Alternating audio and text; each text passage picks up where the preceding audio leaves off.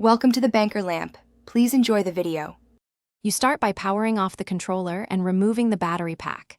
Safety first and no shortcuts. Once done, set aside the batteries and get a T8 Torx security driver, a small Phillips, and thin pry tools. You'll remove the 2 Torx screws hidden beneath the battery label, lift the label carefully and place screws into a magnetic tray or container. After that, separate the rear shell seam gently by inserting a pry tool at the top edge and twisting just enough to open a seam without cracking plastic. You continue by working around the perimeter, releasing clips a little at a time. Patience prevents broken tabs. Once a seam appears, insert a second thin pick opposite the first to keep pressure even and slowly walk the picks around the shell. When the top flips open slightly, look for the battery ribbon and controller flex cables.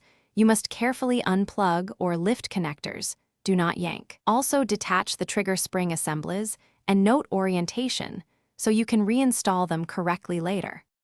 You finish by lifting off the front or rear shell only after all internal ribbons and trigger springs are freed. Keep every screw and spring labeled.